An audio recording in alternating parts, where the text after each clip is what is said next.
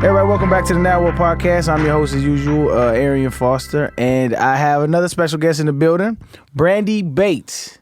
We are, I just said that right? Yes. Okay, my memory is very short, but we're Twitter friends. I've been following you for years now. Oh. Yeah, and awesome. I don't know how long you've been following me, but I've been following you for years, and you piqued my interest because you were extremely poetic with the way that you send your messages out, and it really caught my interest. And it's just beautiful writing is what it was. Thank you. And I just recently found out that you're an author. Yes. Right. So I didn't even know that.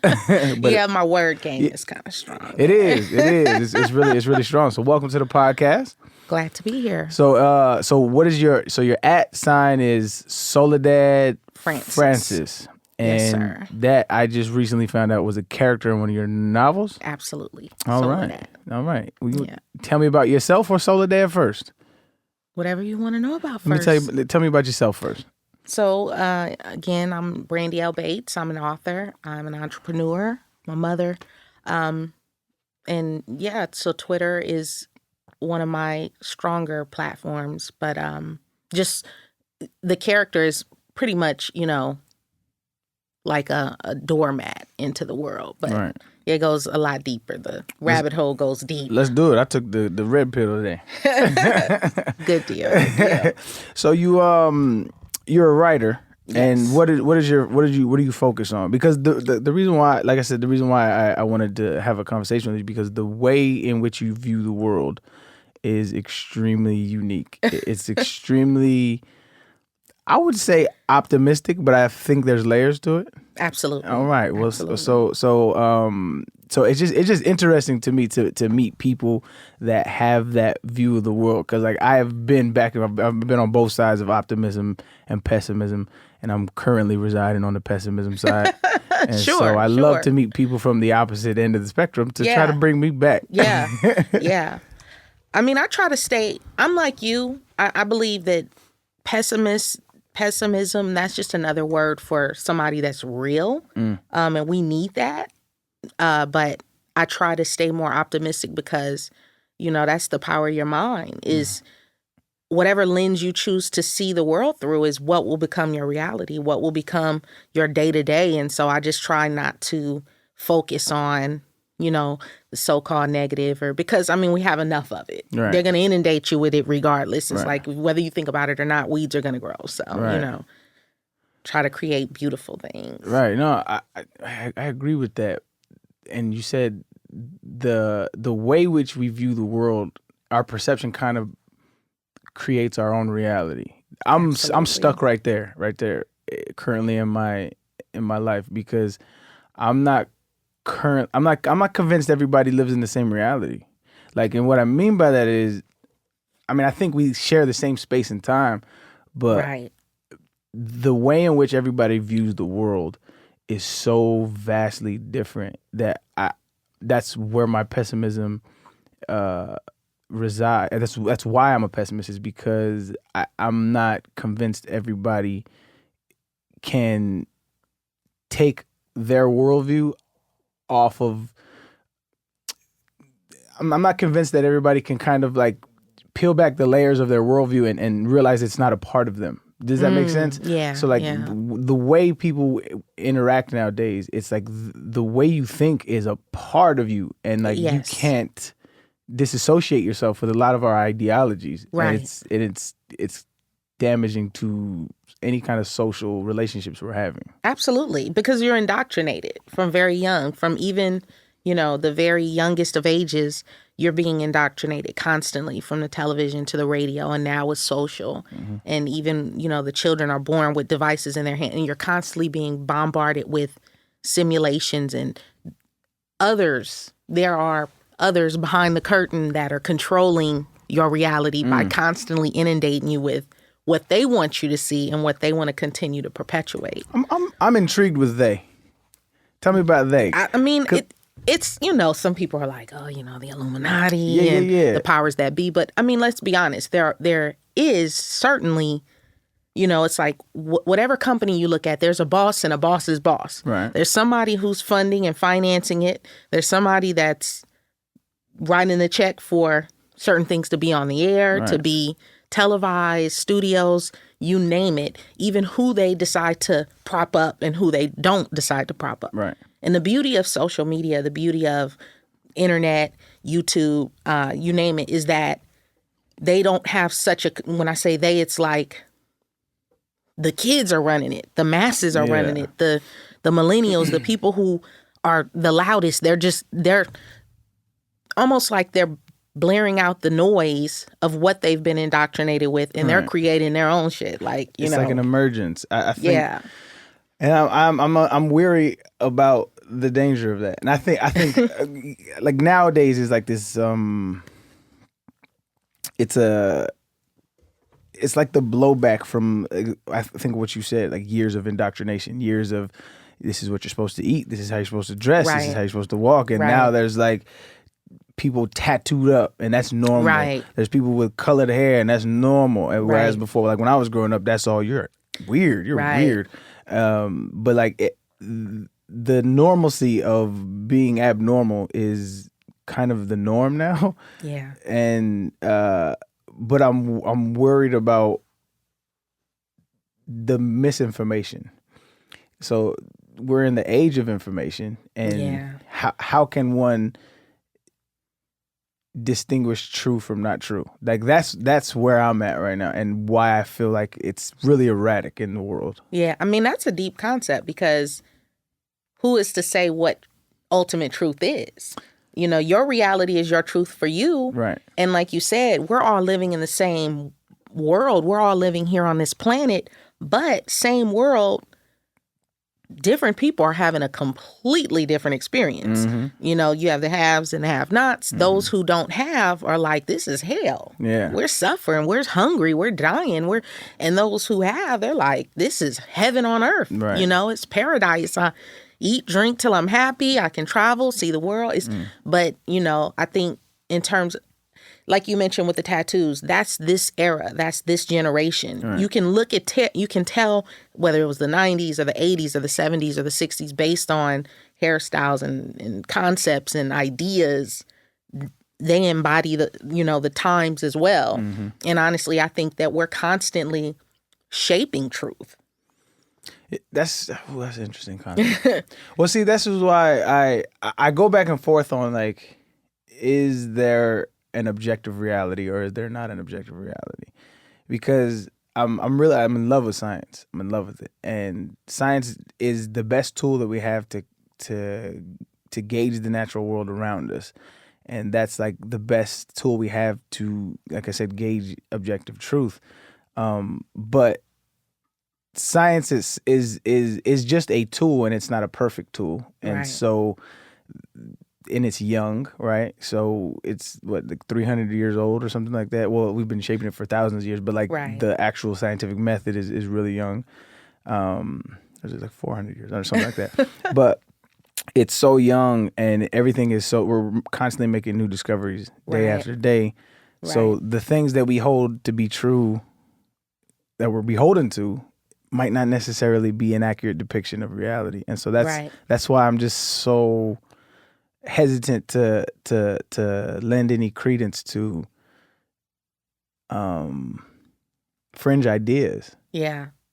And so my foundation is rooted in any kind of objective reality we can prove. So that's where I believe right now we're at where it's extremely dangerous because of the misinformation. So how can we cultivate that? Like, how can we make sure that people aren't believing nonsense? Like, how can we do that? And see, that's what I'm saying. I believe you are shaping that from moment to moment. The difference is now we're just now learning how to shape it and that you can shape it. Whereas before it was like, no, this is the ultimate truth. But again, who is to determine what the ultimate truth is? Even something as simple as the location of the sun or the spin on the planet. Right.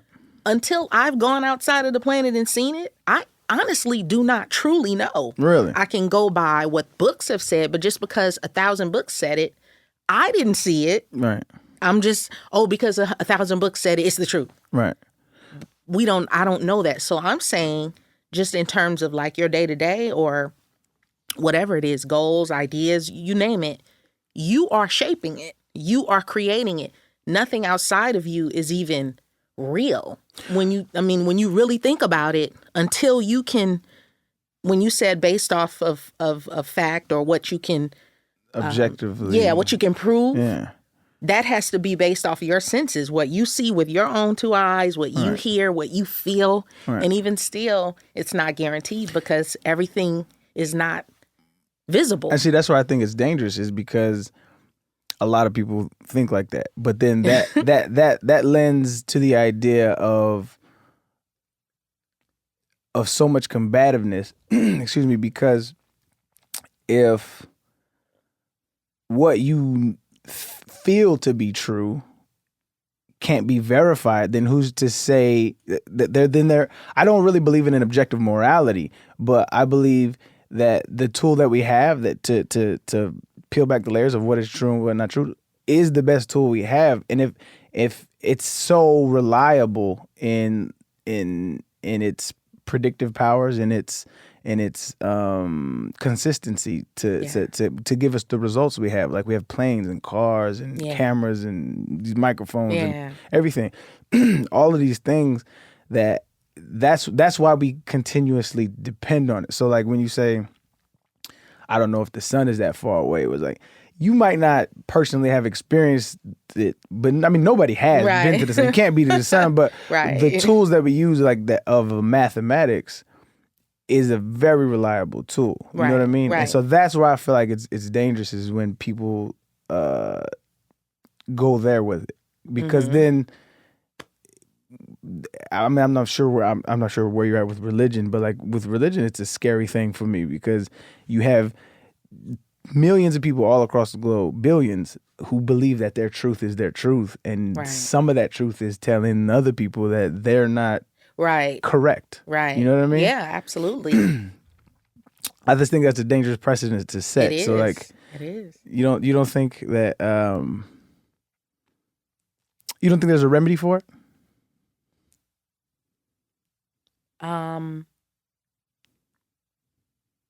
No.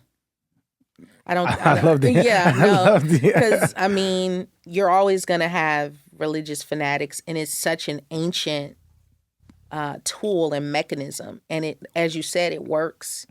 It's trustworthy. Personally, with regards to religion, I mean, I believe that a lot of it is a tool to control, as long as you can keep people steeped in a belief system and traditions that you can determine which way they go. Mm-hmm. I mean, it's a multi-billion-dollar for sure industry, whether it's Catholicism or Judaism or Islam. I mean, at the end of the day, somebody is benefiting from those 100%. Beliefs. Yeah, unfortunately, others are dying and being, stepped on, but that's where, you have to determine, okay, where is this coming from? What's the history of it? Right. What's at the foundation? What are the results? Right. Where is it taking us? What is the inspiration? Have you taken any of that inspiration as like from the religiosity aspect of it and implemented it in your writing? Because I think there's a art to me is just a reflection of culture. Absolutely. And so right now I feel like we're in a funny time where people are starting to realize, maybe this religion thing, let me re-examine this. It's like as a collective. Yeah. I think everybody is definitely moving towards the like spiritual but not religious, because people are starting to question and question traditions and question is this helpful? Is it beneficial? Is it empowering people, or is it tearing people down? Where is it putting women? Where is it putting, people of color? All these questions, me personally, I I'm more metaphysical, mystical, because I'm looking at what came before these so-called religions. Where did they come from? Right. You know, and when you do begin to peel back the layers, you're like, wow, okay, even with like Christianity, that whole story happened thousands of years in other parts of the world. So they just took pieces of this culture and pieces of this civilization. They just created a whole character, you know, and based some stories around it. Right. So no, it's something I've struggled with immensely in my life is why people are so beholden to these stories. And I mean, I was recently on Twitter and I saw this clip. It went viral, and there's this girl who was in a wheelchair, and there's like hundreds of people standing around her chanting, and this magical priest like puts his hand on her, and all of a sudden like she stands up and she walks and takes a couple of steps like the Undertaker, and then she just takes off running from a wheelchair, and I'm like, get the fuck out of here. Like but like that's why I'm so it annoys me, because they prey on people's vulnerabilities. Absolutely. And then they're people are so they're just vulnerable. Like people are hurting, and they're like they're just trying to cling to anything that gives them hope. Yeah. And that's the thing. That's the thing that bothers me. I used to tell my buddies when I was in college, like, yo, that's what I don't like about religion. They're out here selling hope, like little baggies of hope dealers. Yeah, that's what it is. Hope dealers, man. But how did you grow up? Because I'm hearing, like, did you grow up in a religious environment? Your parents? Not necessarily. I grew up Muslim, so my father. My father was Muslim, but like FOI, like Minister Farrakhan, Nation of Islam. So that's how I grew up. So I had to know the Bible, I had to know the Quran, and so like, I remember one time my father. There was a Jehovah's Witness knocked on the door, and he invited him in, and had a 3-hour conversation. That's the kind of stuff I grew up around, right? But after a while, seen a lot of inconsistencies with what my father was doing and all the other brothers from the Nation of Islam were doing, and the way that they treated women. And I was like, this ain't really it, but I still believed in a higher power. And then as I kind of walked my own path even more and more, I started to peel back those layers, and that started to not make any sense to me either. Right. And so I'm not like a picketing atheist, where like I'm not gonna like, I don't think I'll go to rallies and stuff. Beat but someone over the head. Yeah, no. I think I just am an inquiring human being that doesn't try to live his life by anything that seems irrational. Because I think the more rational you are, the more productive you'll be. Yeah, that's basically it. I'm noticing that too. More atheists. I mean, and I don't like to put a name on it, because it's like then you're labeled and in a box. Yeah, but it comes with baggage. Yeah, but I think the higher you go in education, the more atheistic ideas, I would say, because people, as long as people are not educated, and by education I don't mean academia or how many degrees you have, but just seeing the world, traveling, reading, actually experiencing, going to a museum or going to, different arenas where you can be forced to question some of the things that you've always been told. And I think, again, the higher you go in terms of learning and questioning, then you begin to realize how much bullshit we've been sold. I mean, I don't know how else to say it. No, it's I agree. 1,000%. It's not really even like this. I think it's just, you start to realize you can't be a logically consistent human. In my opinion, I don't think you could be a logically consistent human and believe in a higher power. I just don't think that's possible. I think you have to have some like. And I think they label that faith. They'll slap the faith label on it. Like, well, you just have to have faith. That's the cop-out to be like, I can't intellectually defend this position. Yeah. Because I was there. See, I'll give you a flip side to that, though. Shoot. There will be times in your life so for me, I know beyond a shadow of a doubt, and it's nothing that I can actually put my finger on, but there have been times, and there will be times in your life where something happens and you're forced to be like, okay, that's got to be something besides me. Because, Right. for instance, if you're trying to, whatever you're trying to do, whatever your goals are, you can only do so much marketing. You can only do so much advertising. You can only do so much knocking and, trying to reach out or whatever. Mm-hmm. The actual mechanism that gets someone to call you back or get someone to want to go into a contract with you or deal with you or Mm-hmm. secure the bag in however way. Right. Something is behind that. How did you get noticed? Right. Or another case in point, if you, as you get older, there, you may get sick or you may have a parent or family member who gets sick and, the doctor's like, we don't know what to tell you. It's terminal. Just start preparing for, get your life in order, get your house in order. Right. And for some, it's prayer, meditation, yoga, chanting, whatever. And then it's like this sudden miraculous healing. Mm-hmm. And, not saying like the guy you mentioned who touched this lady, but just within, Right. within your own. Where is that coming from? Mm-hmm. Well, that's because I've thought about this a lot, especially that point. And to me, this is how I rationalize it in my head. One of the big issues I have with religious people is that, and I don't like to paint anybody with a brush, but just in general, what I've noticed is like religion is this, it's like this arrogance that masquerades as humility, right? So, and what I mean by that, what I mean by that is this: when something like say somebody gets cancer, like the analogy you gave, say somebody gets cancer and the doctors have done a great job, or whatever the case may be, and somebody gets I don't know, remission, I think it's called. Yeah.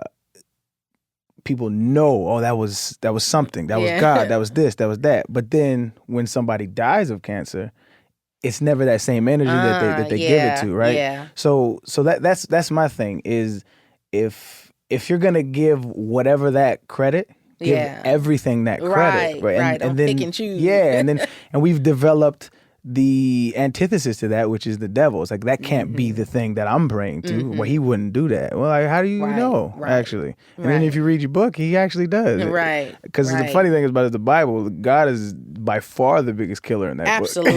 Absolutely. But not necessarily just to pick on Christianity, but just in general, is if you're gonna give credit to the person or the entity that has healed everybody, then that same energy has to get credit for the person that has taken life. And that's how I rationalize it, and why I'm not convinced that there's a deity is because things happen at this pretty much the same rate of chance. Right. Like it's a lot of chance. Like and when you look at like the probability of things, it's more likely to have happened than not. Yeah.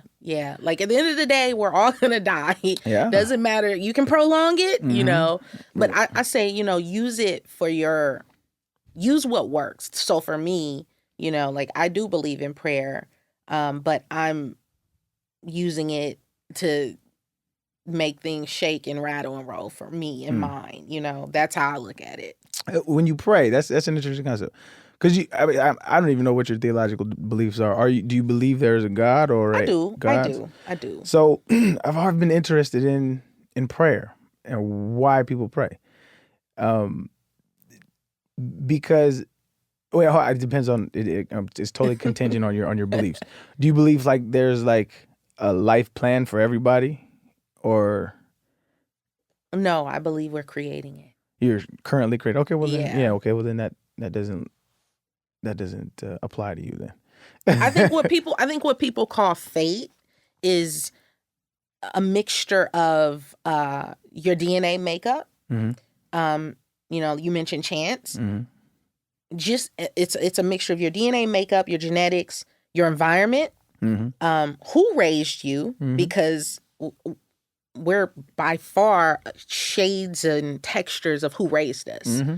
And again, your environment, that's going to tell me everything. So when people are like, he's destined to do this, or because who raised him. You know, it's just like with athletics. If you're 7 feet tall Right. and you're pretty quick and, you know, you're teachable, chances are you could probably go to the NBA. But if you're 5'2", 300 pounds, I mean, you can try as you may. Yeah. It's probably not going to be a part of your destiny. No, I agree. You know, so I think that's when people say fate, it's a mixture of things that we can look at and study and see, okay, you're more likely to go in that direction. Right. But no, I think you're creating it all the time. No, yeah, I mean, I would agree. Environment is, I'm a strong believer. I hate to say believer, but I'm a proponent that evolution has taken place, and so like that directly correlates with the theory of evolution. Like your environment shapes you, and you're kind of shaped by your environment. And absolutely, it's this beautiful marriage together. Absolutely, yeah, no, for sure. So tell me about this character you created, Soledad Francis.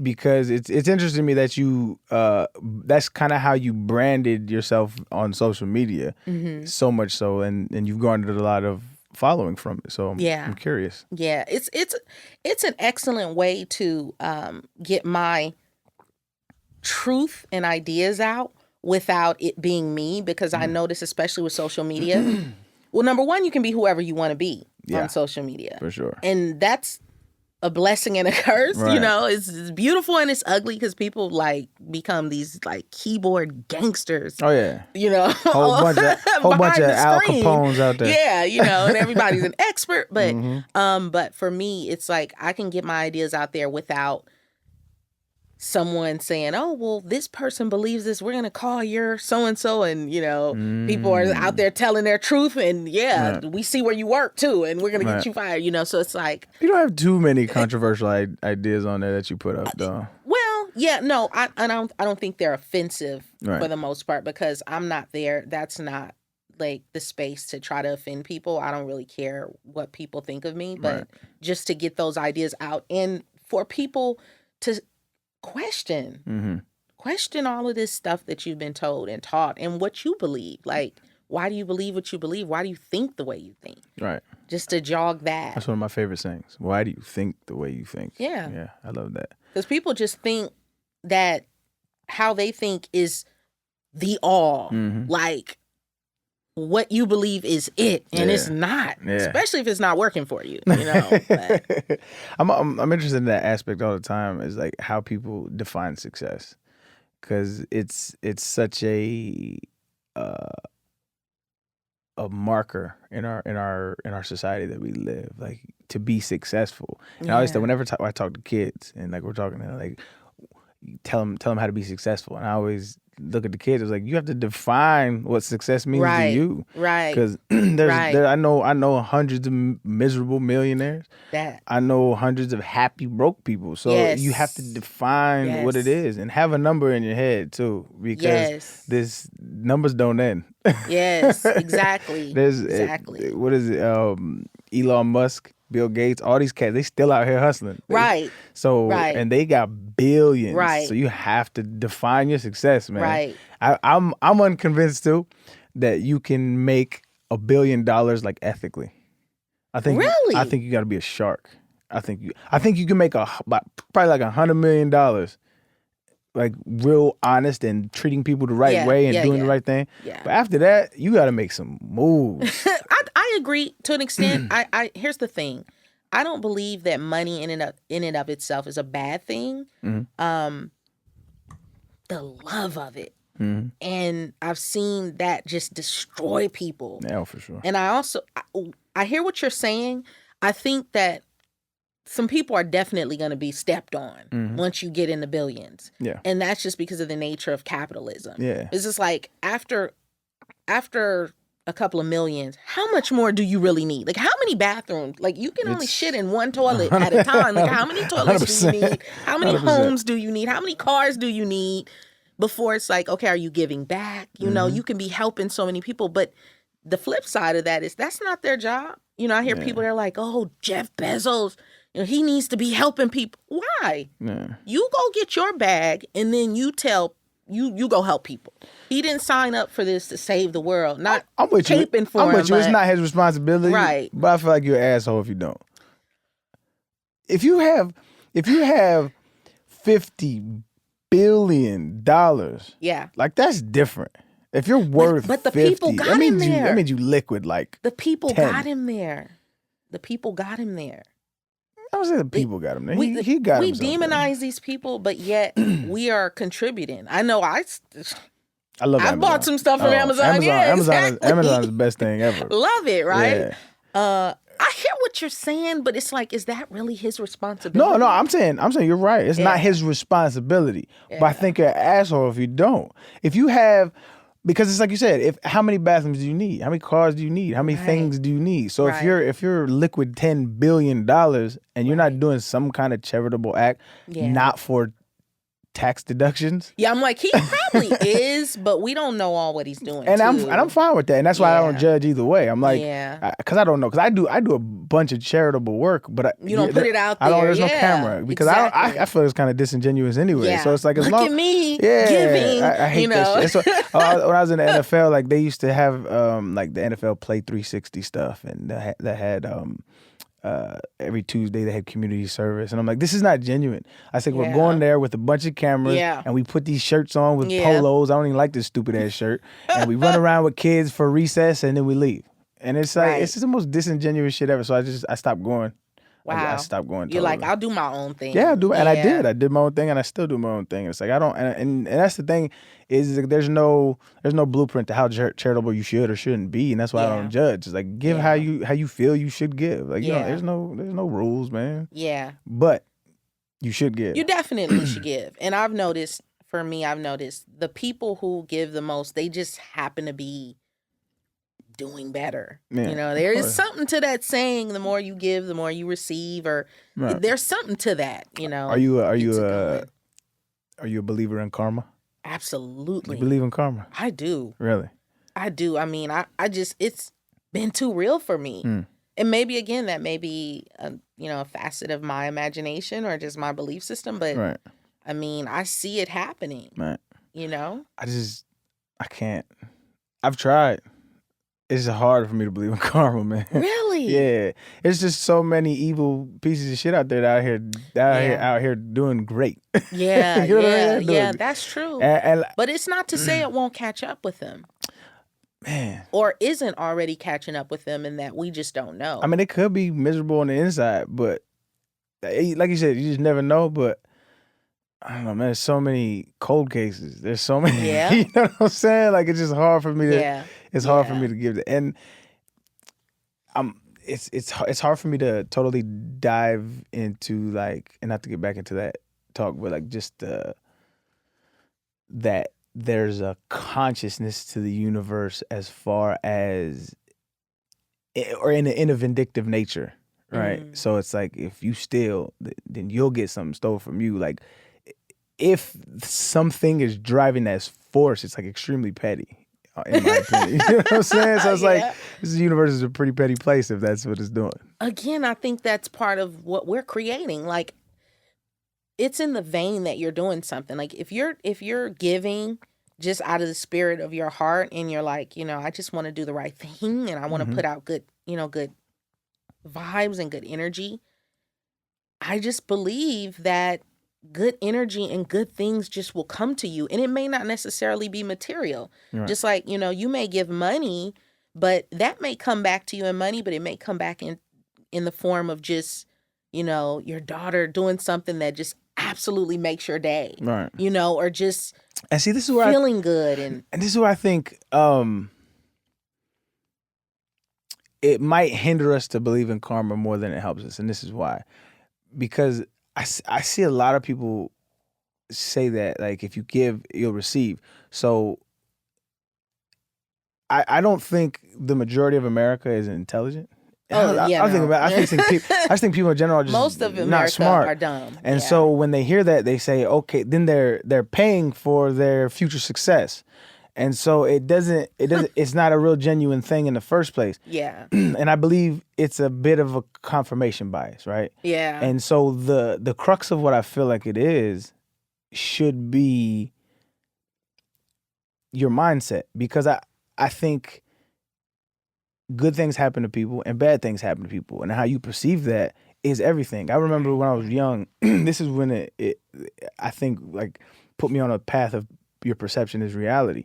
Right. Because when I was younger, one of my dad's best friends, they had got robbed, and we used to go to their house all the time, and they told us, and he's telling us this story. He's like, yeah, we just got robbed, and so it's fresh to them and it's fresh to us. And I was like, damn, that sucks. Those are good people. And I remember thinking, like, why does this happen? This is when I still believed in everything. But I was like, why does this happen to good people? Why does this happen to good people? And he's like, man, yeah, they took everything. They took this, they took that. And he's like kind of energetic about it. And he's like, yeah, man, I remember when I walked in, the first thing I thought was, all right, new carpet. That's how he thought, but that's how he rationalized in his head. And I'm like, Yeah. that's how you should view life. Like, Yeah. you can't control anything that happens to you. Yeah. I was also reading this book. I think it's called The Art of Happiness. And this guy was talking about how he had just got a new car. He just got a new car, and anytime you have a new anything, you're worried about scratching it and denting it and yada, yada, yada. And so he just, somebody hit him and scratched his car. And it wasn't a real bad or whatever. But you could tell, he said, I could tell that the person who hit me didn't have insurance. and but he was in a car with his wife and his kids. And so he said the guy hit me, and I saw that his wife started crying, and they just knew they couldn't pay for this because I had a brand new car. Oh, wow, yeah. And the guy he got out, he was distraught. He's like, I'm so sorry, I had it, yada yada. And he's like, yeah, man, you know what? Don't worry about it, man. He's like, what? He's like, no, don't worry about it. He's like, y'all go on. It's not a big deal. He's like, I just scratched a brand new car. He's like, yeah, but now I don't have to worry about it being scratched anymore.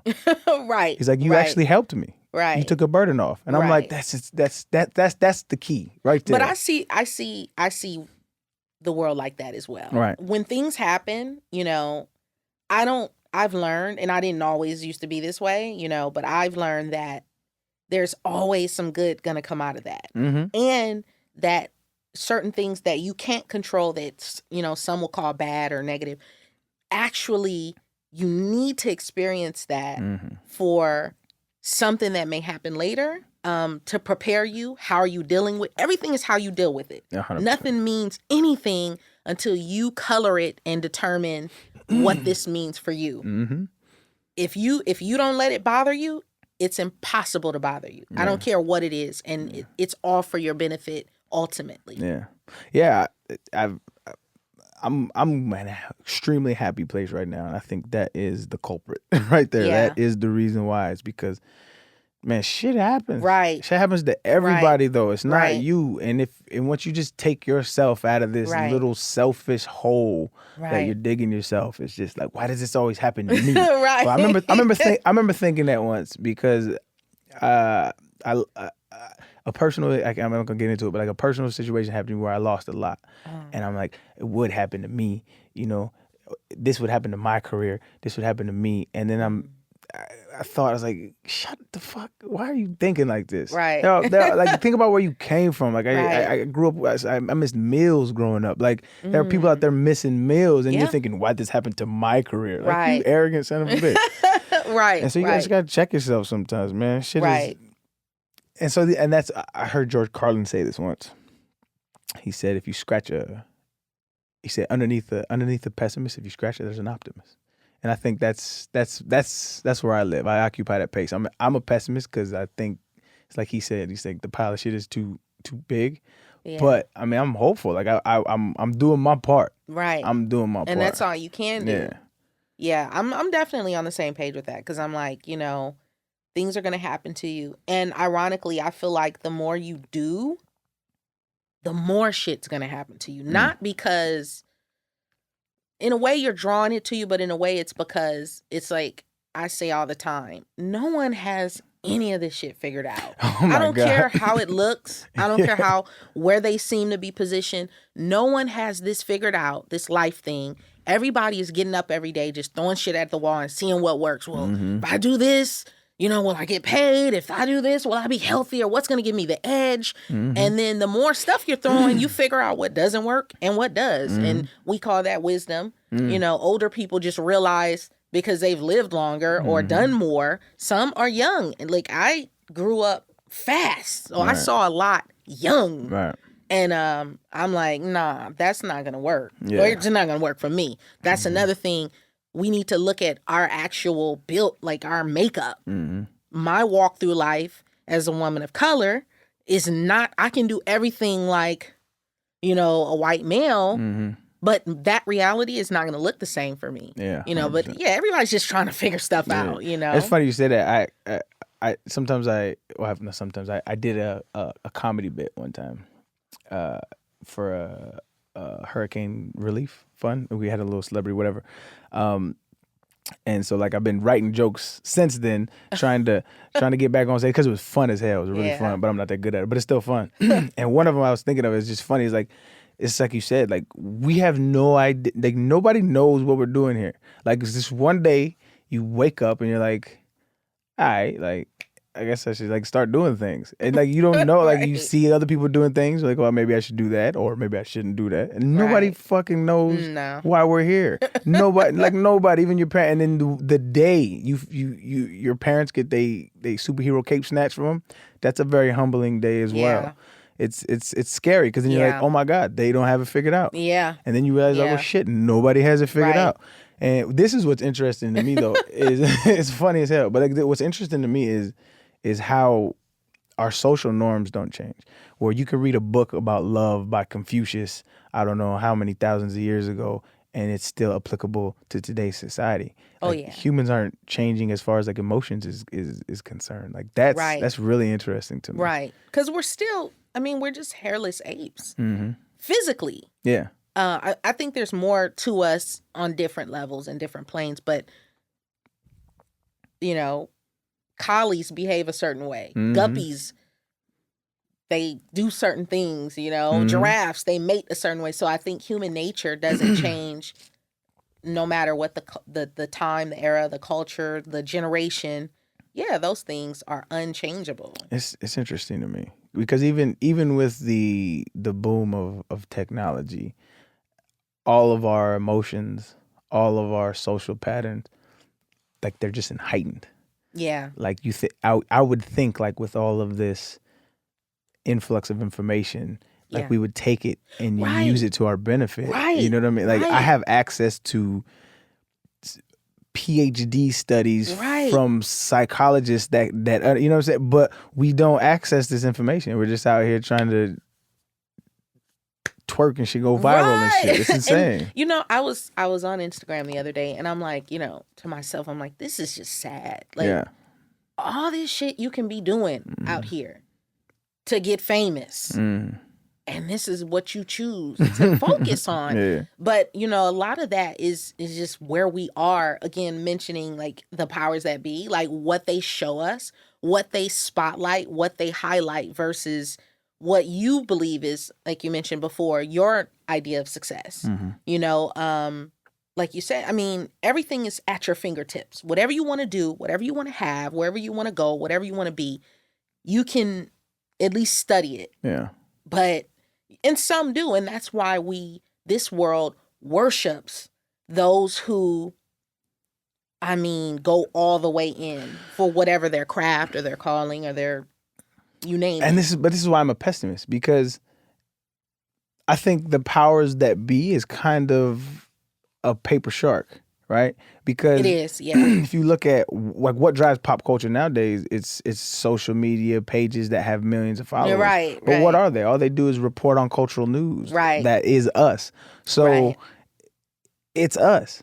Like we drive it. Yeah, we 100%. We're creating it. We're driving it. And so how can I be mad at the powers that be? But we're the ones doing it. And so it's hard for me to when I was growing up, I grew up in a domestically violent household, and I remember one time the neighbors called the police on us because it was loud and yada yada yada.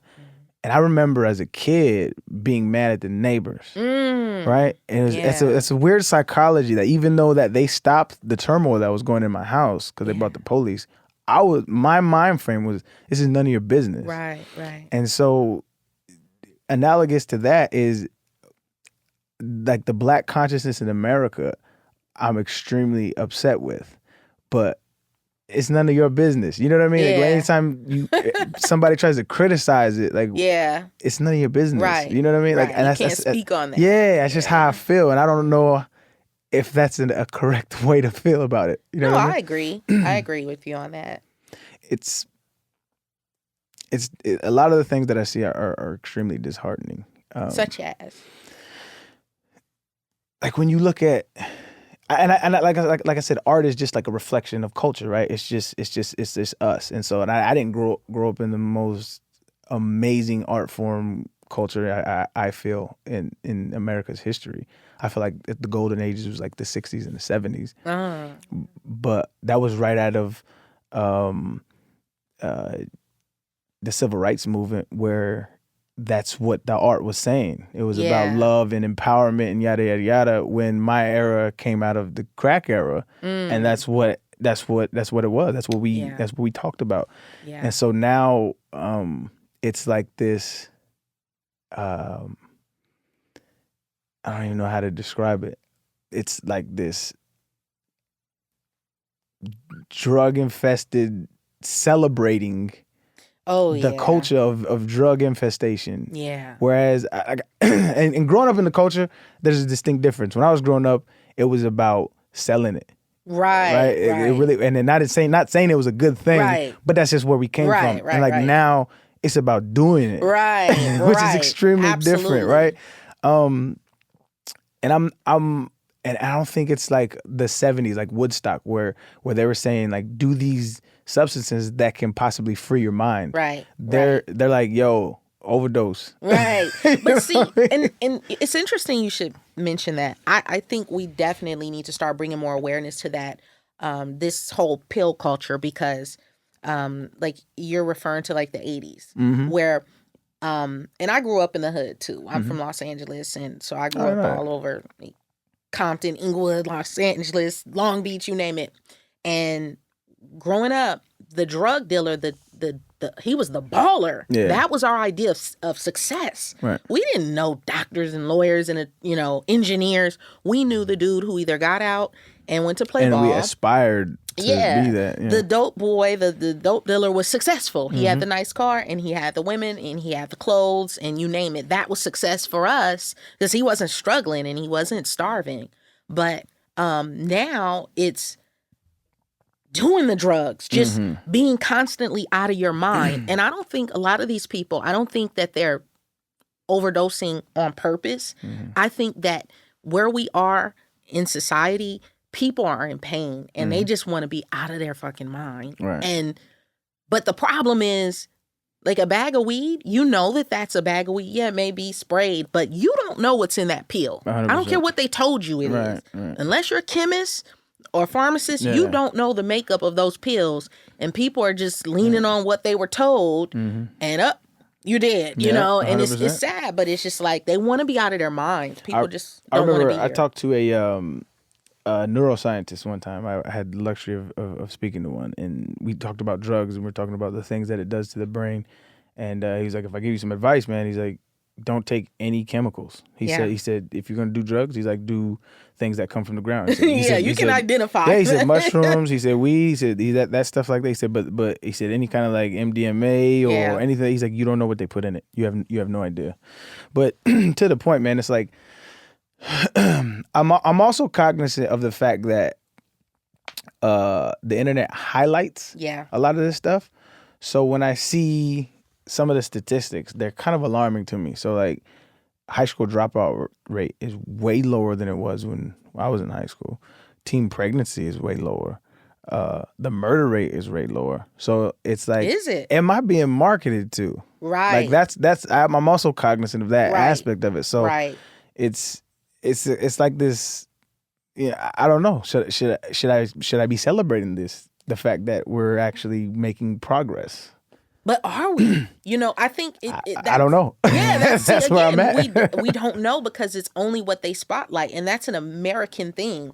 Because when I leave the States, they're not even concerned about any of this shit. You go to Central America or South America, they're not talking about any of that. Right. And it just like that's a totally this whole like pill culture, the crime rate, Black Lives Matter, all of this is totally American. Totally American. And a lot of it, it's like what they say, first world problems. Yeah. Like, you know, it's people starving and y'all worried about, you know, like. And I think it's a direct product of America's inception. Yes. America doesn't have any culture. So our culture is this race war. Yeah. It is This that is our culture. Like I don't have there's no garments we could wear that represents our ancestors or anything like that. Like our culture is made from this. So like this kind of is our culture. It is. It's and talking we about try this. to get away from it. I'm like,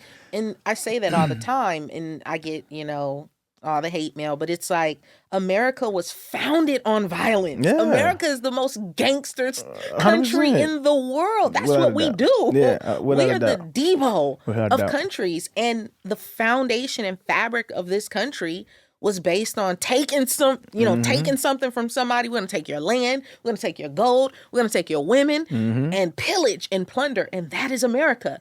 Yeah, of course we're wealthy. It was built on, I'd be wealthy too if I had free people working for me, you know? Yeah. But I think it's always going to be shade over this country and the politics and the current events because that's what it's made of. Right. And to that point, it's in our DNA to be combative about social issues, and that's kind of where I mean I literally it kind of hit me with just talking about this, and it's kind of something that I want to look into a little bit more because a lot of cultures have history of origins and art and yada yada yada, and our culture.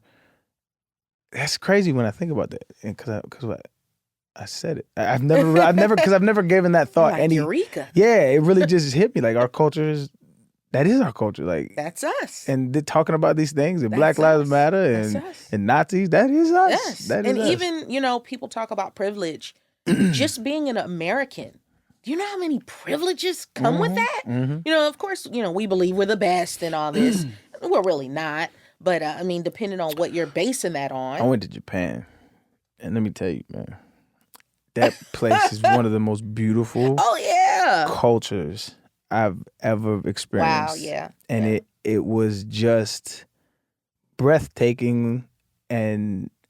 You're like, where have I been all this time? Who didn't tell me about this? You know what it was? It was... how they viewed so I went to this bar where there was an Italian guy. So like in Japan, it's kind of like this. I was in Kyoto, and it's kind of like this little. It's like a clean New York, right?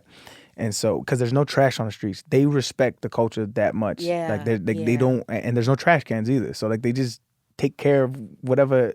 It's insane. But so I went to this little bar, and there's this Italian guy. He was from Italy, and he owned a little Italian bar. And everybody there is like super quiet and peaceful, and they greet you and everything's like that. But he walk in, he's like, "Hey, what's going on?" Like it's hilarious. But that's kind of his brand. But he said some of the most brilliant shit I've ever heard. And I don't speak another language, and this inspired me to start. He said language isn't a subject. He said a language is a window into how a culture sees the world. And I was like, oh my fucking God. Because when I started to learn some of the dialect over there and stuff, I was like, it's all about respect. Everything is about respect. And if you look at it, like they have like the lowest crime rate. They have all of this stuff. Right. I mean, the flip side of that is they have a really high suicide rate because the pressure to perform over there is so high. Yeah. But the way that they view the world is in this vacuum of respect and culture and honor. And like I said, like people, like there's this one guy he was telling us about who killed himself was because he did something that dishonored his family's name. So the honorable thing to do is to take your life so that it doesn't shade your family's name. Right. Just the thought of that is like I've never even came across that thought. Like I don't give a shit about my family's name. Right? To be honest, like, my family name is a slave name. Right? I don't give a fuck. We're actually thinking about changing that shit. But to your point, the way Americans view America is how they should view America, as it's the best country in the world. But it's such a relative concept. Right. It's such a relative term. Like if that was the case, the whole world would be trying to migrate here, and Right. they're not. A lot of people are happy where they are. Yeah, they're good. Yeah. I think it's how it's marketed to us as well. Yeah. It's like what they call it, red tape, or yellow journalism. Is like when, like they're reporting about maybe a small percentage of their country or their people that have reverence for America. Right. Because America is not beloved all over the world. No, it's not. No, it's not. I mean, I think America's here's the thing. In terms of upward mobility, America is a great place to be. Agreed. Very few countries you could start from nothing and become everything you aspire to. Right. Some countries, if you're born a peasant, your dad was a peasant, grandparents were peasants, that's just your state in life. It's good for that, but in terms of, I think people should just see the world as much as you can, see as much of the country as you can. Have to travel broadens the mind. Yeah, I mean, this is a beautiful country, but we focus on little pockets of it, and it's so much more to it, even just here, But yeah, I mean, it's so much more going on in the world. Yeah, no, one of another brilliant things that dude said was, he said, you'll be hard pressed to find a bigot that speaks multiple languages. Yeah, I would agree. I never thought about that. They're usually, and even in that, I've learned to just not even, because especially being here in the South, and I'm not from here, I can look at it from a different lens, and I'm like, these people just honestly don't know any better. Yeah. When the only black people they've seen like 2 black people their whole lives, and what they see on TV. Right. They've never met an educated black person. They don't even know that exists. Right. And half the time they're ignorant as hell. Yeah. They might have 3 teeth in their mouth. I'm just, and it's like, okay, I see why you're like that. Yeah. You got to understand why people speak the way they do and why they think the way they do. That's that empathy. I'm working on that as well. I'm working on that. You have to. It's hard, dog. It's so hard. I always try to, no matter what the situation is, even if somebody is treating me shitty, I'm like, why is he or she behaving like this? This is coming from somewhere. Right. And then I'm like, okay. What is it? I was saying, hurt people. Yeah. Yeah. Totally. Yeah. But even then, man, I have trouble. That's where I'm at right now, is me being like a judgmental person because of my experiences. Like I've things that I've seen and overcame. It's hard for me not to have those expectations and put them on somebody else. And my buddy's always telling me, he's like, dog, if you set your expectations of what a friend is supposed to be on everybody else, you're gonna be lonely. Yeah. That's what I'm learning. Deep. Yeah. Yeah, because you can't do that. And see, and that's like even with love, like you have your idea of what love should look like. Yeah. But if you're like, this is what I demand love to look like. Yeah. Well, if someone else didn't have your experiences, it doesn't mean they love you any less. 100%. It just, that's not their language. And they don't believe that necessarily, but they may be trying like hell to, show you their love. But it's like, you're like, nah, I'm not feeling it. That's 100%. Not it. It's actually in my last relationship, like I wasn't in love like that, but the way that I loved wasn't the way that somebody else expected me to love. And so the turmoil that causes is immense. It's immense. It's literally, it's so hurtful, right? It's like you can hurt people and you don't even know that you're hurting people. Right. But I believe that's set up because the way love has been branded to us. Yeah. And marketed to us. Yeah. Like think about, like, for some reason, like women are it's so funny. So have you ever heard of Nephew Tommy? Yes. So like Nephew Tommy is a Steve Harvey morning show. Like he used to do these prank calls. I don't know if he still does it, but they're on YouTube and they're fucking hilarious. Yeah. But he did this one where he was pranking this couple and he pranked he had the lady on the phone and he called they three-wayed the husband and he had to tell him that the diamond that they were getting appraised was fake. Right?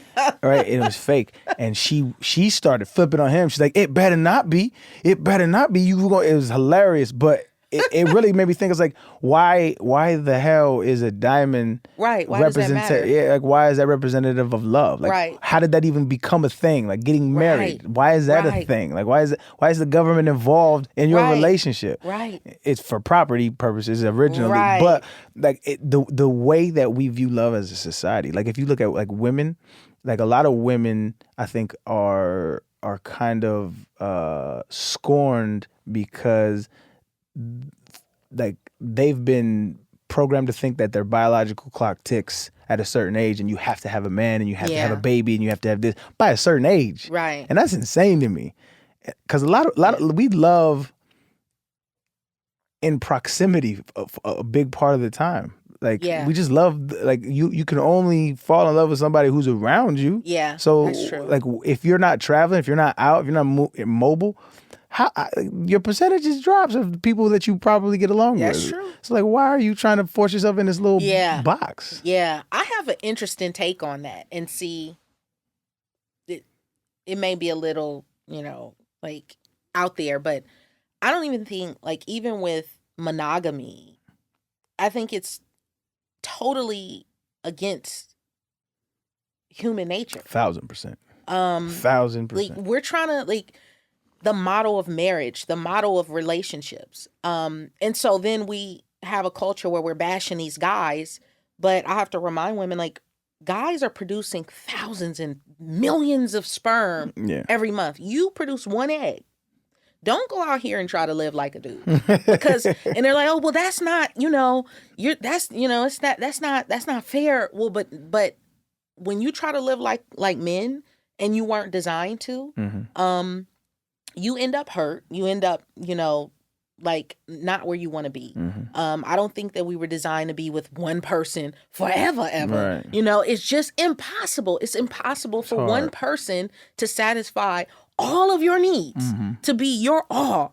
You may, and I'm not trying to ruin any marriages or anything, but, I just think that we try to force these little boxes on people. Yeah. And love itself is such an immense, infinite, eternal phenomenon. Yeah. And we want to just fit it into these neat little Judeo-Christian boxes. Yeah. One wife, one husband, and one wife, one man.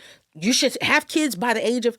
Who's to determine that? Yeah. And then you're knocking people who never end up with somebody, or someone who has 5 wives. Right. If that works for them, 100%.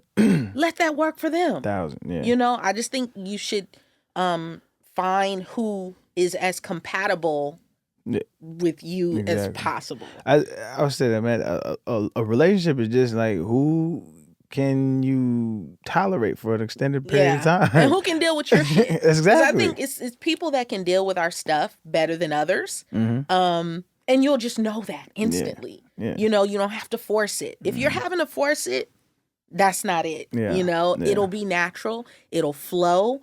You will just find yourself wanting to be around those people. I think it's layers to relationships.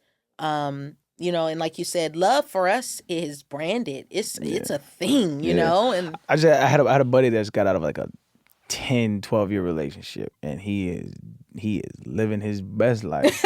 He is doing his thing, and he always tries to, like, because I'm in a committed relationship right now. But he always tries to, like, oh man, I'm doing this, and he's like, he's always like giving these idioms about how we're not meant to be monogamous and yada yada, but he's like doing it in a way that's like meant to, like, you need to be doing this too. And I'm like, fam, trust me, I've been there. Trust me. Right. But it's like what I tell them is, if it's love, in my opinion, in this day and age, as we see it right now, is a sacrifice. You are sacrificing something. And so is that like, I have to repress certain emotions in me. I have to repress certain instincts and desires. As a man. I have to. And it's being honest about it as well. It's real. Because I'm lucky I'm with a woman right now who doesn't get upset if I look at another woman's ass, or we look at women's ass together. Hey, right? That works. Because she knows, like, I can find somebody else physically attractive, right? But that's the sacrifice is engaging in that worth losing this bond that I have with you. No, not in my opinion. But Right.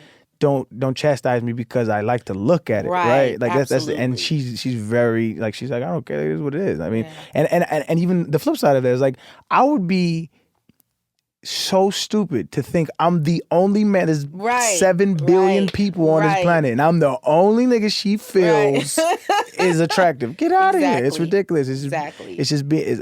Who is it? Andre 3000 had one of the best lines about that. He said, I forget it, but anyway, that is one of the biggest steps towards maturity that I've ever taken is realizing that when you're with somebody, there's no possession.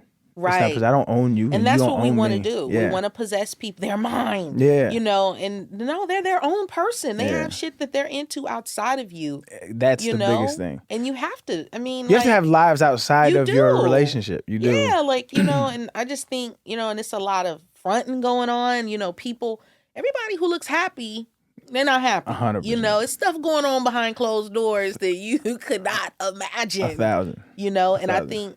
think like with men, I believe that like men are gonna go to where their needs are met and where their ego is stroked. Mhm. And you know, that's why a lot of times you'll see, like I always tell guys who are like powerful men hold the cards in that they can pretty much have who they want to have. Yeah. But that's also a blessing and a curse in that, Well, it's a curse. you know, it's like you can lose everything behind that. So you have to like. Well, it's like I finally figured out what this meant after years of saying this shit. By the way, I finally figured out what it meant. You can't have your cake and eat it too. I never knew what that meant, like in the literal sense. I was like, what does it mean? You can't eat. You can have your cake and eat Right, it. But right. No, what it means is Once you eat it, it's gone. yeah, and that has never been expressed to me. Yeah. But that's what it is, because it's like you can't have like meaning, in my opinion. You can't have. Well, maybe you can, but it's not. I don't think it from my vantage point, because I don't like. I'm sure there's non-monogamous relationships out there who they do their thing, Right. but I don't think I can't have like an intimate relationship with somebody where I don't feel hurt or betrayed if they do something, and they don't feel hurt or betrayed if I do something, and we like. Where you don't feel like you're sharing somebody with somebody that else. jealousy. But I don't think you can have that and then go out and have sex with whoever you want to have sex with. I don't think you can have that. That's the sacrifice, in my opinion. Without the jealousy, or without... No. So I'm saying it's like I can't go out and have sex with all the women I want to have sex with, but have a intimate, romantic, deep relationship with a woman where she doesn't feel betrayed. Does that make sense? And I'm saying that there can be those relationships out there. Absolutely. But not for me, because I wouldn't want to, like if I have a woman and she's out there sleeping with a whole bunch of men, I would feel betrayed. Yeah, you have a problem with that. Yeah, I got a problem with that. So, but you can do it. No, I said I couldn't. Oh, okay. I mean, the desire is there. Don't get me wrong, but I understand that she would feel You don't betrayed. cross that line. Yeah, so she would feel betrayed. So it's like, okay, that's what I'm sacrificing, and so like I cut off those desires, and I like I said, you have to. But see, my question would be, in a scenario like that, how long can that go on? Because no telling, in your 20s and 30s, you know, and that's another thing. I feel like women, we throw away our best years, you know, and I tell, because like I got married young and divorced young, and my thing is this. Like, those are your best years, sis. Right. Like, when everything is firm and popping and you're beautiful and, you know, you got it going on. Right. Like, 18 to 27, maybe you might get away to 30. Like, do not throw those years away on this guy who, like, is not going to be worth it. Because you're not going to be able to go back and get that youthfulness. 1,000%. You know, but it's like, how long can you believe that in terms of turning off emotions and impulses? I think a man can only do that for so long. A woman can only do that for so long. I think you have to gauge your values, right? So I've never had sex with a woman where the desire lasted after the orgasm. Ah, that's deep. You know, so like So you're like, I'm good now. every single time. it's like but that. That's a man. It's like that's what I'm saying. I mean, I only have that Yeah. that vantage point, but like it's like Lil Wayne said, it really deep line on a really pop song. He said, "As soon as I come to my senses." That's a real thing. Yeah. So Yeah. so all these desires and emotions that have they're fleeting. Yes. So yes. these conversations I have with my woman right now, this bond, these rolling around and laughing on the floor. I know it sounds super corny, right? It's cheesy right now, but it's a real thing, and that's how I know that shit doesn't go anywhere. Right. That stays. That she still gives me butterflies. Like we're almost 4 years in now. Like it still gives. So that as long as that feeling is there, it's not even a question to me. So that isn't worth it. That risk isn't worth it because I've been there before where I've cheated on a woman and as soon as you're done, you're like, fuck, I probably shouldn't have done that. Yeah. Right? And you're out there like I've done stupid things before and it relatively, right? Yeah. And I don't judge people for what they do because I've done a lot of the same things. Right. But for me, I know what I value, and for just personally, like I value having somebody to watch a movie with on a Friday night and talk shit to about the world and like those kind of things. Right. I feel like that's rare to find. Like I like I said, like I believe a lot of the people on this earth are fucking stupid. So it's hard to find one that I'm physically attracted to, emotionally attracted to, who's funny, who's like, you know what I'm saying? Like I'm describing like I sound like a Match.com Hallmark card. Yeah. Corny as hell. But here's the thing. I think that evolves too. Like that's why I love talking to old heads. Right. Like I love talking to people who've been married like 40 years. Right. And it's so like back on that pessimist thing, they're like they hate each other. 100%. Like, but they love each other. You know, and it's like nobody else is gonna put up with my shit like Stanley. You know, but so you stay. You know, and you know, for years women stayed in these horrible situations because they didn't have anywhere else to go. They didn't have opportunities. There were no resources. And an interesting aspect of that though is we're growing up in a different time than they did. So the old people that you're talking to were from the 50s and 60s where they got married at 19 and their view of marriage was more it was like you're supposed to. So now, and I'm not gonna get, Shirley knows I'm not gonna get married. She doesn't want to get married. Like we don't believe in we don't believe in the sex. I think that's great. Yeah, I'm an atheist. So like why would I believe in, you know what I mean? That's great. So I don't believe in the sanctity of marriage. I think that our bond is our bond and there's no way the state of wherever I occupy should be involved in who the fuck I love, right? So I think that's very wise. that makes it so if one day she wakes up and one day I wake up, or gradually over time, we're like, you know what? And we have a child together too. So it's like I want the best for her and she wants the best for me. So it's if one day we say, you know what? Our time together was our time together, but it's time for me to grow somewhere else. It's time for you to grow somewhere else. Like that's where I'm at with it. I'm not beholden to this. I'm gonna be with you forever. And I always joke with her. I was like, hey, when this is over, man, you know, just like jokes. But there's some truth in that. I mean, I just don't know. I don't know who I'm gonna be at 60 years old. Yeah, and she doesn't know who she's gonna be at 60 years old. So to pretend, that's why I believe marriage is such a weird idea. Yeah, and especially how it was in its inception is in the 50s and 60s when it's like you have no clue who you're gonna be at 60 and you marry him at 20, so in 40 years I'm not gonna change who I am or who I love. Like I don't know, man. I don't know. And it's anything that's man-made is flawed. 100%. So any of our traditions that we come up with, it's always gonna like be screwed up because we're screwed up.